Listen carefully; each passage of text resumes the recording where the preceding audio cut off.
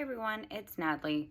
So a question that I get a lot is, how did we tell our son that his grandma and grandpa were no longer going to be in his life? I think this is a very sensitive and delicate balance when you're speaking to a small child. My child was 5 years old at the time. And I think everyone has a different style of parenting. My parenting style is I do not use force. I do not hit.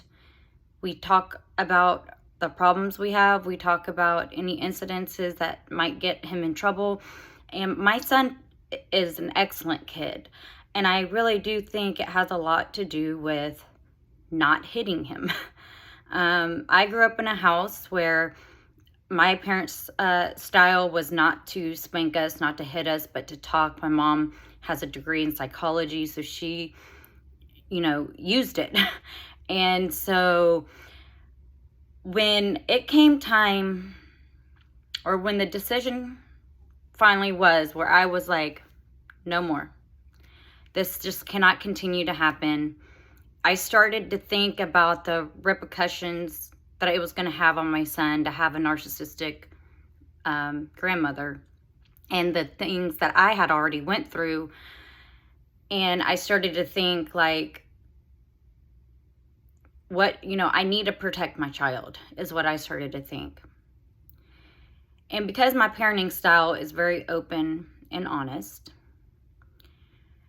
we just told him the truth. And it was hard because my son had already seen it. So when we started talking to him about, Nani and Poppy aren't going to be in your life anymore, he asked me, he was like, why is Nani always mean to you, Mom? My 4.5-year-old, he was almost 5, 4.5-year-old son asked me that. And I could tell that was a question that he had been wanting to ask for a very long time.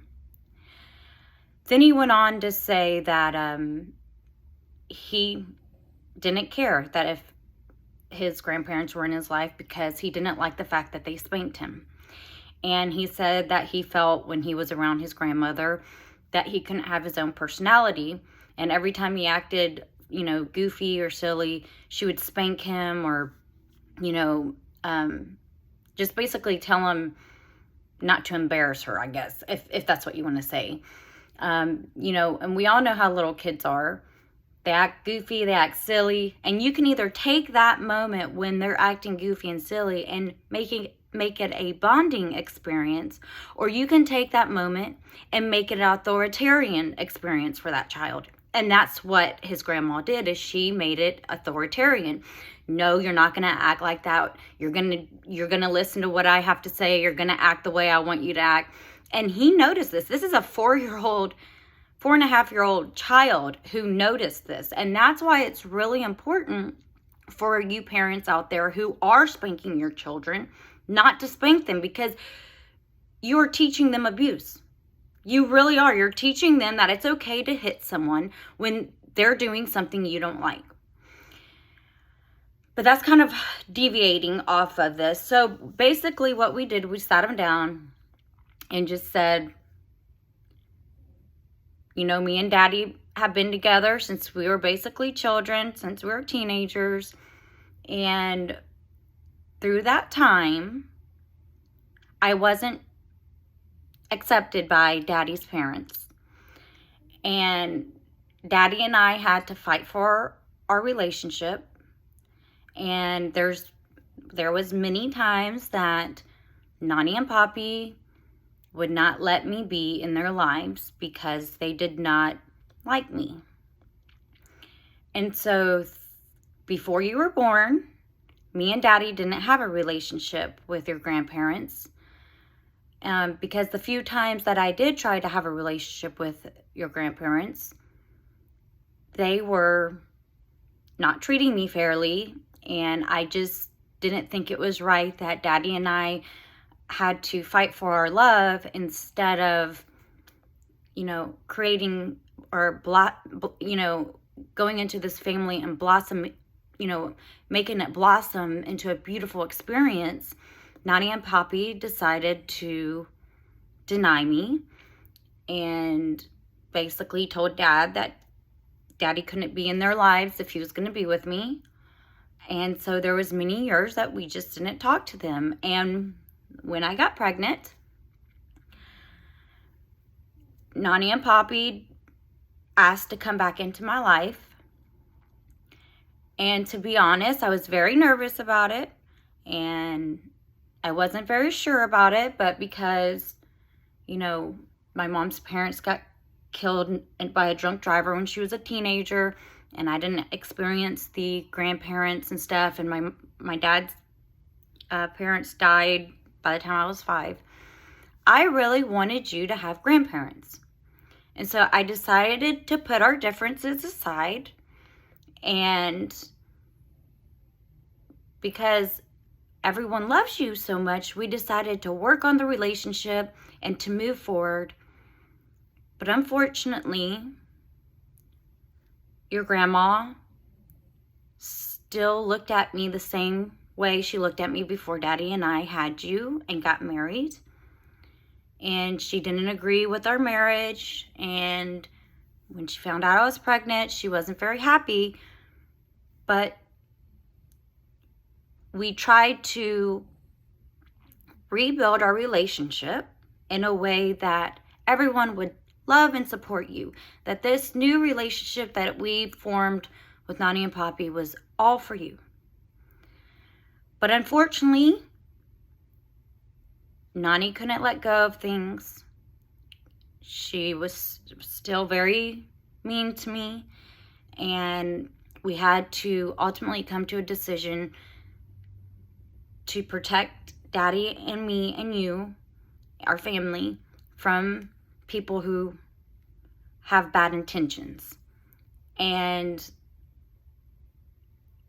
I basically just told him that Nani and Poppy wanted Daddy and I to get divorced, and Daddy said no.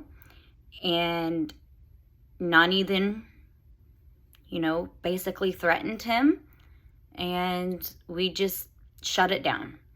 So we just decided that we had to walk away from this relationship with them because it was the healthy thing to do. And boy, the questions came. And he was asking me, how she treated me when I was younger and stuff. And I basically just said, not very nice, Bryce. This is something that's been going on for a long time. And no matter how hard I tried to get Nani to like me, she just would not accept me. And a lot of it had to do with the fact that I come from a poor family. And, and she's high society. And so she looks down on me and my family. And then he asked me, well, has Nani and Poppy ever met your mom, dad, and your brothers? And I said, no. And he said, Mom, all this time you and Dad's been together, Nani and Poppy have never met your mommy and daddy? And I said, no.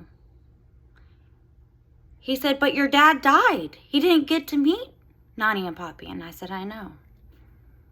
And there was this moment there that I looked at him and he was connecting the dots. He was connecting it. And have to watch this sweet, innocent child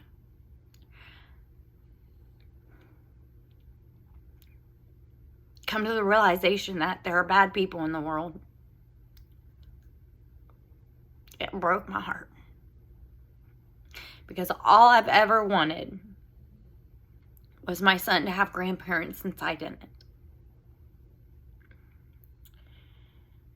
And to hear him tell me that he really doesn't care if they're in his life or not because he can't have his own personality, and that, they were hitting him when he was being silly, which I had already talked to my husband about, that, if your mom or dad or brother hits my child again, I'm going to deck him.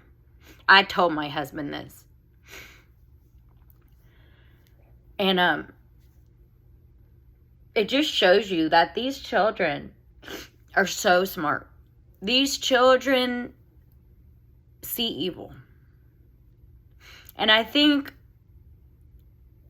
because they're so innocent and they expect this world to be big, beautiful, full of love, that when there is a dark entity like a narcissist in their vicinity of the child can feel it.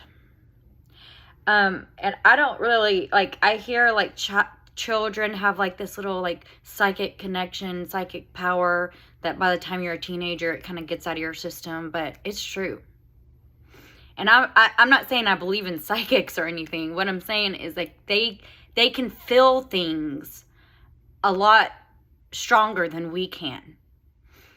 And so I basically told him the truth, but I told him the truth in children's terms. And through the 3 years, he's had many questions, and I'm just honest with him, because I feel like my parents raised me very honestly, told me the facts, told me the truths, didn't hide things from me.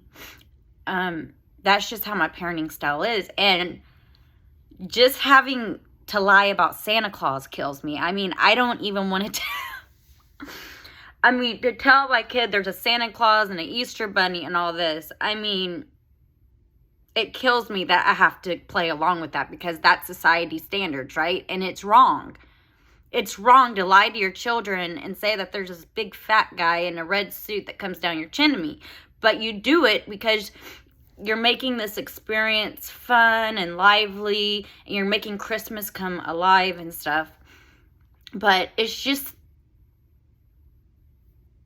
when it's like real world facts, and your children are seeing you be affected by the narcissist, and the child sees mommy and daddy sad, and the child sees mommy and daddy bicker, the child sees mommy and daddy go in the other room and talk alone for however long, that all of a sudden the grandparents are no longer in the child's life, the child is smart. I mean, they are aware of everything that's happening around them.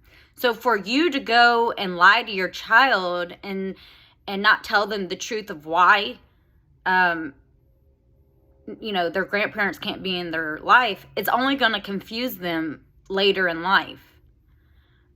And so I find honesty to be the best policy in my family. Maybe you don't agree with me. That's fine. We all have the right to raise our children the way we think is appropriate. But through the years, when he has asked me questions, he's honestly been very sad for me, which I try not to say anything negative about his grandparents ever in front of him. And so if he says something like, "Why is Nani mean to you?" I'll just say something like, "Well, she's not mean to me. We just don't agree on things, and she looks at me a little different than other people, and not everyone's going to get along, Bryce, and that's how life is. Not everyone's going to like each other, but trying to explain what a narcissist to a small child it's kind of difficult, because there's good people, there's bad people, right? Narcissists are bad people.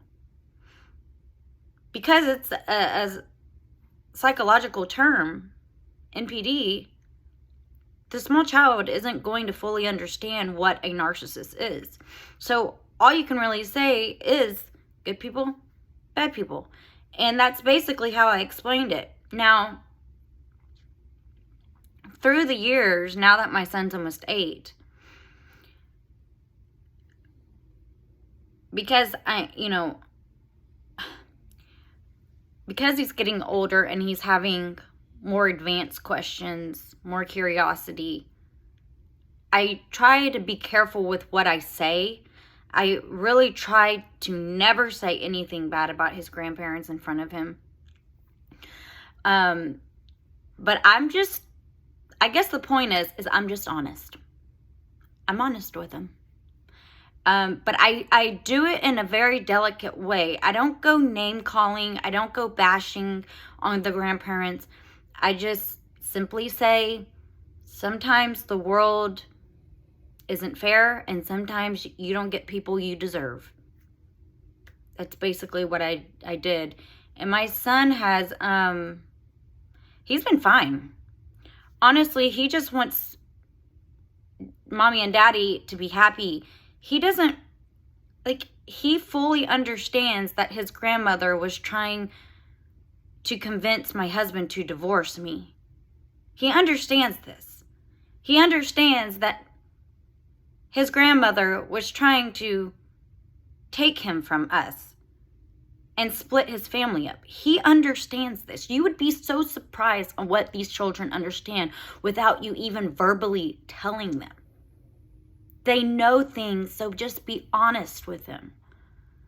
Because if you go tiptoeing around and lying and stuff, the truth is eventually going to come out. And when it does, your child's going to be upset that you didn't tell them the truth, because they are human beings.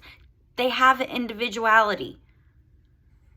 And so you approach the situation in a delicate, sensitive manner, but you're honest.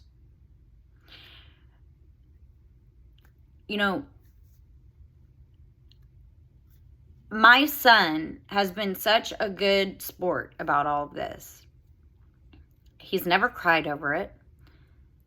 He doesn't talk about it. I mean, throughout the 3 years, he's had questions and stuff, but because we don't bring it up, because we don't talk about it in front of him, he doesn't talk about it. But he understands that there is a conflict in this family due to the fact that my husband's family didn't accept me. And that honestly is the hardest thing to explain to your child, because your child looks at you, you're his mother. They look at you like you're the most wonderful, special person on earth. And so to try to explain to this small child that someone thinks you're a bad person or doesn't like you, it honestly kills your child, because they don't think that of you. They know you're a good person. So for you to say, well, your dad's parents think I'm a bad person or I'm not the right person for him, it's hard for them to accept that, because they look at you with these big, beautiful eyes like you're the best thing in the world. And so that, I think, has been the hardest part of all of this, is trying to convey to my son that not everyone is going to like you in life. Not everyone is a good person. That's the hardest part, is having your small child understand that. Now, if you have really, really small kids, I don't know, 4 and under, maybe 3 and under, I don't think it's an appropriate time to spill the beans, if you want to say, tell them everything. I think you can just convey it in a way where, grandma and grandpa are no longer going to be here, but that's okay. We'll still have great Christmases and birthdays, and everything will be still good. Don't worry about it. Don't worry your little head. And the thing is, when you're dealing with a child that's 3 and under, within a year, they forget about. If they don't see their grandma or grandpa within about a year, that the memories of their grandparents are fading. So I think that if you just kind of not say anything negative about the grandparents in front of your children, I think the children aren't going to have a ton of questions. But when you're dealing with an older child like mine, who is literally a month or 2 away from being 5, and that boy, he is smart as a whip. Oh my gosh, I literally, he keeps asking me if Santa Claus is real. He's like, if I find out Santa Claus isn't real, I'm going to be so mad at you for lying to me. So I think after this Christmas, I don't know how long I can keep up the charades, but my point about that is that these children are very smart. So treat them like they are. Be sensitive about the matter, and definitely don't bicker or fight about their grandparents in front of them. It's just highly inappropriate. And don't say smart-ass things about, oh, that's what your grandma would say or whatever. Just the best thing you can do when you go no contact is take their name out of your vocabulary, period. So, yeah, that's it. If you have any more questions, leave them in the comment or email me at goodintentionslifecoaching@yahoo.com. It's my channel's name at yahoo.com. And, yeah, I'm going to do a Q&A and everything. My friend just died. And, so it's been kind of hectic. All I know is that everyone needs to stop doing drugs. You guys have got to stop doing drugs. The cartels are unloading fentanyl in every single thing. It could be, quote unquote, a real pharmaceutical. Not heroin or anything, but it could be like something like, you know how like in Mexico you could buy like off-brand pharmaceuticals, but even though they're name brand, they're they're knockoffs. Well, don't buy any of that. This is my third friend in a year that has died because of fentanyl being in a pharmaceutical. I know drugs are expensive here in America, but, these cartels are running the show in America right now. And I pray that all of you guys that are dealing with the survivor's guilt or whatever it is, the abuse, that you don't turn to drugs, alcohol, or like marijuana for that fix, to make yourself feel better.